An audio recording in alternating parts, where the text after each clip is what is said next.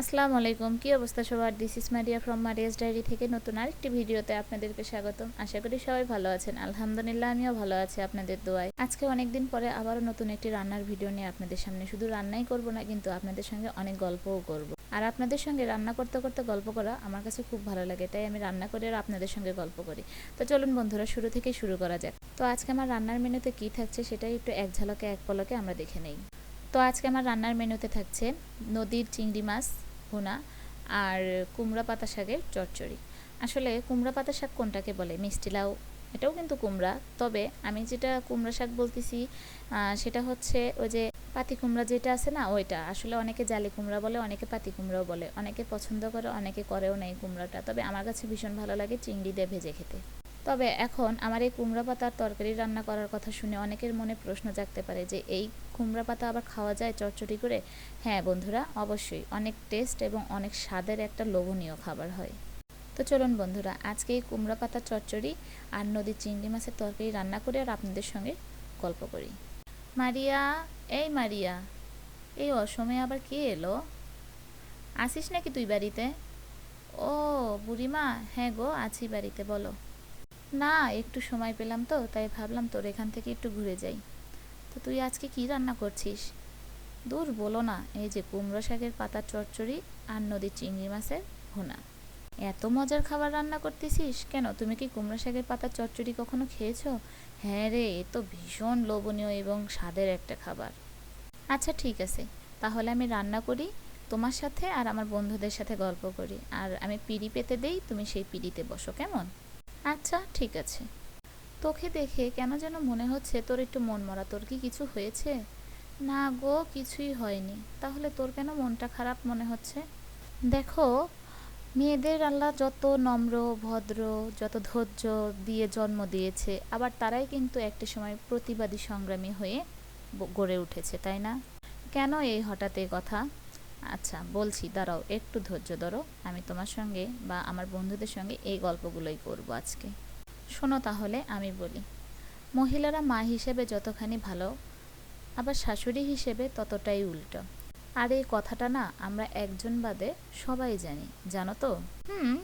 তবে এই কথাটা আমরা একজন কে জানি না বল দেখি? সে হচ্ছে স্বামী নামক একজন বিশেষ প্রাণী। এরা না কোনোদিনও বিশ্বাস করে না যে তাদের মাদের দুটো রূপ। সে তার সন্তানদের জননী, অতি মায়াবী এক। দ্বিতীয়, সে শাশুড়ি, অতি কুটনি। তুই এই কথাটা কেন বললি? তাহলে কি শাশুড়িদেরকে অপমান করছিস? না গো না, সেইটা বলিনি। আসলে এই কথাগুলো সব শাশুড়িদের জন্য না, কিন্তু আমি তো কোনো ভালো শাশুড়িও চিনি না, দেখিও না কখনো। আচ্ছা, পৃথিবীতে তো অনেক নাম আছে, তাই না? তাহলে এত নাম থাকতে শাশুড়িকে কেন মা বলে ডাকতে হয়? তাদের মধ্যে তো মায়ের কোনো গুণাবলী নাই। দূর, ছাড় তো এই সমস্ত কথা। তোকে কে বলেছে যে ছেলেরা বোঝে না? ছেলেরা কিন্তু বোঝে। আসলে এটা তোদেরকে বুঝতে দেয় না। আর তোদের দুইটা কথা বললে এগুলো কিন্তু তোরা সহ্য করে নিয়ে সংসার করবি, কিন্তু ওই ছেলেটাই যদি তার মা বোনদেরকে, তার বাবাকে, তার ফ্যামিলির কোনো সদস্যদেরকে যদি কোনো কথা বলে, তাহলে ডাইরেক্ট বলবে ওর মতো ছেলের দরকার নেই, ওরকম ছেলে আমাদের লাগবে না। আর এই জন্য করে অনেক কিছু জেনে শুনেও তারা চুপ হয়ে থাকে, বুঝেছিস? এইটা হচ্ছে আসল ঘটনা। তারা কি বুঝে না? বোঝে। আচ্ছা ঠিক আছে, এই সমস্ত কথা এখন বাদ দেই। এখন তোমার কথা বলো। আচ্ছা, কদিন হচ্ছে তো প্রতিদিনই বৃষ্টি হচ্ছে, তাই না? ভারী বৃষ্টি হচ্ছে, মানে আস্তে আস্তে বৃষ্টি হচ্ছে। তাহলে তুমি সুতা কাটছো কিভাবে গো? আমার তো আজ কয়দিন হচ্ছে সুতা কাটার চাকরিটা বন্ধ রে। তাহলে আমি কি করব এখন বল? এই জন্য আমার খাওয়া দাওয়াও বন্ধ হয়ে গেছে। তাহলে তুমি একটা কাজ করো, কয়েকদিনের জন্য আমার এখানে থেকে যাও। না রে না, তাহলে তো চাঁদ মামা রাগ করবে।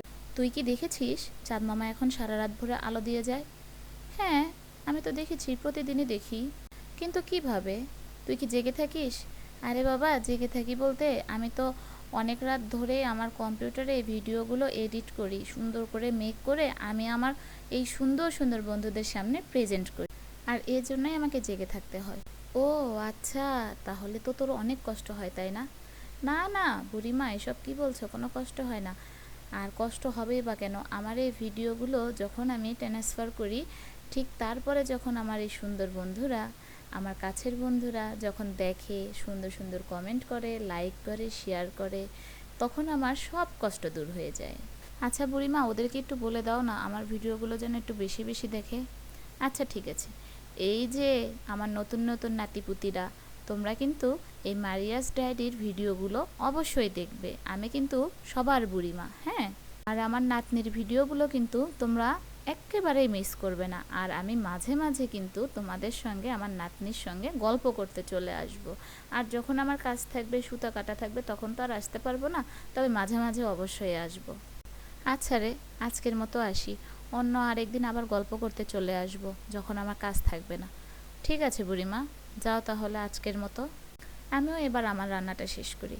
একটা তরকারি যেহেতু হয়ে গেছে গল্প করতে করতে, এছাড়া আমি গল্প করতে করতে পেঁয়াজ, মরিচ, আলু এবং কুমড়ো পাতা শাক সব কিছু কেটে নিয়েছি। এছাড়া মাছগুলো ধুয়ে নিয়েছি, যে ছোট মাছগুলো দিয়ে আমি রান্না করব। তারপরে একের পর এক আলু নিয়েছি পাতিলে, এরপরে শাক দিয়ে দিব। তারপরে আস্তে আস্তে যত রকমের তরকারি রান্না করতে যে জিনিসগুলো লাগে সেই সব কিছুই দিয়ে দিব, যেমন পেঁয়াজ, মরিচ, তারপরে একটু আদা রসুন বাটা দিব, তারপরে লবণ, হলুদ, তেল, যা লাগে আর কি তরকারি রান্না করতে। তারপরে আমি সব কিছু আস্তে আস্তে দিয়ে নিচ্ছি আমার পরিমাণ মতো। তবে সব চটচটিতেই কিন্তু আদা রসুন বাটা দেওয়া লাগে না, তবে কিছু কিছু চটচটিতেও আদা রসুন বাটা দিলে আসলে তরকারির স্বাদটা একটু চেঞ্জ হয়, এই জন্য করে আদা রসুন বাটাটা দেওয়া হয়। অনেকেই আদা রসুন বাটা কিন্তু চটচটিতে দেই না, আমি মাঝে মধ্যে দিই, আবার মাঝে মধ্যে দেই না। তবে এদিক দিয়ে আমার আরেকটি তরকারি কিন্তু অলরেডি হয়ে গেছে। তবে দেখুন বন্ধুরা, এই কুমড়ো পাতা শাকগুলোর কালারটা এত সুন্দর একটা কালার এসেছে, এটা বলার বাইরে, তাই না? সবুজ কালারটা কিন্তু অনেক সুন্দর। এরপরে আমি আমার পরিমাণ মতো লবণ, হলুদ, যা লাগে আর কি সব কিছু দিয়ে নিচ্ছি। এরপরে মাখার পালা কিন্তু। তবে আমার এই কুমড়া পাতা শাকের চচ্চড়ি এইবার নিয়ে 2বার খাওয়া হবে। তবে আমি রান্না করার পরে বা এর আগে খাওয়ার পরে আমি নোটিশ করেছি একটা জিনিসই, সেটা হচ্ছে যে আমি লাউ পাতা শাকের চচ্চড়ি খেয়েছি, কুমড়া পাতা শাকের চচ্চড়ি খেয়েছি, কখনো না এই পাতি কুমড়া পাতা শাকের চচ্চড়ির মতো এতটা নরম হয় নাই। তবে এই চচ্চড়িটা এতটাই নরম হয়, একদম মলিন হয়, তাছাড়া খেতে একদম অস্থির একটা স্বাদ লাগে। এদিক দিয়ে আমার তরকারি মাখাও শেষ, তারপরে আমি মাছগুলো দিয়ে দিচ্ছি। আর মাছগুলো দিয়ে দেওয়ার পর আমি একটু ওলট পালট করে দিচ্ছি, যেন মাছগুলোর মধ্যে লবণ ঝাল ঠিক মতো ঢোকে। এরপরে আমি পাতিলের চারপাশের তরকারিগুলো পাতিলের মধ্যে গুছিয়ে দিয়ে হালকা পানি দিয়ে দিলাম। তারপরে কিন্তু আমি চুলায় চেপে দিব। আর আমি কিন্তু অপেক্ষায় আছি বন্ধুরা, আমার তরকারি কখন হবে আর আমি এই সুস্বাদু তরকারি দিয়ে ভাত খাবো। এদিকে আমার কথা বলতে বলতে অপেক্ষার প্রহর শেষ, তরকারি আমার হয়ে গেছে। তবে আজকের ভিডিওটা একটু লম্বা, তবে ভিডিওটি না টেনে সম্পূর্ণ ভিডিওটি দেখবেন। আর আমার ভিডিও যদি ভালো লাগে আমার পাশে থেকে আমাকে সাপোর্ট করবেন নতুন নতুন ভিডিও আপনাদের মাঝে প্রেজেন্ট করার জন্য। এরপরে আমি খেতে বসি।